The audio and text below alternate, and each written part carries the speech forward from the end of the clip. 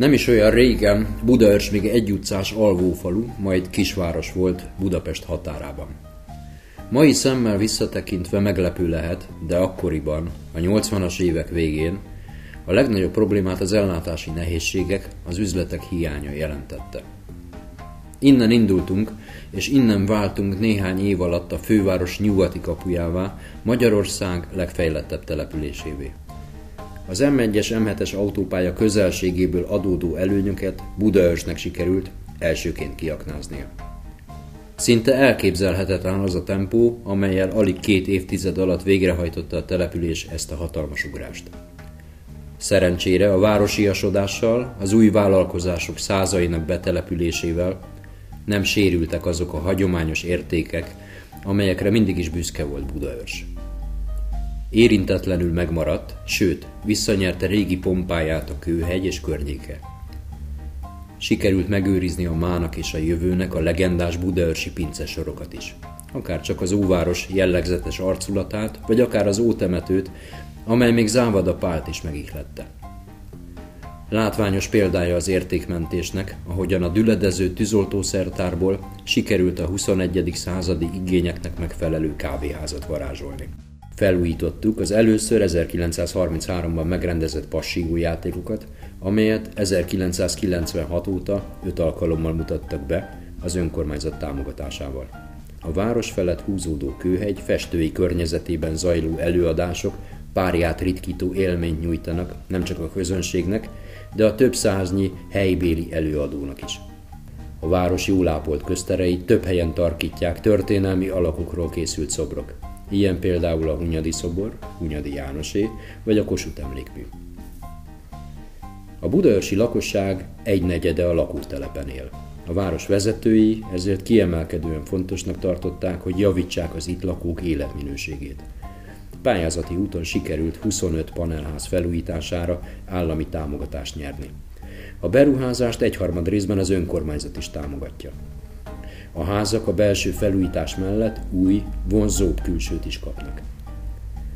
Budaörs fejlődésének kulcsa mindig is a vállalkozóbarát politika volt. Eleinte nagy világcégek logisztikai központjai telepedtek itt meg, majd az autópálya mellett felépülő nagyáruházakból valóságos bevásárló város nőtt ki a földből. A tudatos városfejlesztés eredményeképp az üzleti negyed a belvárostól távol esik, így az ottani forgalom nem zavarja a lakosság nyugalmát. Az egyre növekvő helyi adóbevételekből évről évre több olyan beruházást sikerült megvalósítani, amelyek kényelmessé, élhetővé és európai léptékkel mérve is modern kisvárossá tették Budaörsöt. Megújult a város főtere, a Templom tér, főútja, amelyen körforgalmakkal sikerült lassítani a közlekedés tempóját. A felújított városháza számtalan elismerésben részesült, nem véletlenül. Szokatlan és eredeti építészeti megoldásaival méltán lett az új Budaörs egyik jellegadó épülete. A modern építészet számtalan remekével találkozhatunk a városban megtelepedett cégek telephelyein is. Az itt élők számára talán a legfontosabb, hogy a helyi szolgáltatásokat a lehető legmagasabb színvonalon kapják. Az elmúlt években mentőállomással, idősek otthonával, egynapos sebészettel, légimentőbázissal, szociális bérlakásokkal gazdagodott Budaörs. Emellett óvoda, bölcsöde és egy a lehető legkorszerűbb 24 tantermes általános iskola is épült. A város legújabb büszkesége az Uszoda sportcsarnok és egyben strand, amely ezentúl télen-nyáron a kikapcsolódás egyik kiemelt központja lesz. Budaörsen egyébként számtalan lehetőség adott az aktív pihenésre és a sportolásra. A műfüves focipályáktól a teniszcentrumon vagy a gördeszkapályán át a csíki pihenőkertig és a régészeti parkig. Kevés kisváros büszkélkedhet azzal, hogy saját színháza van. Önálló épületben működik emellett a városi ifjúsági klub is.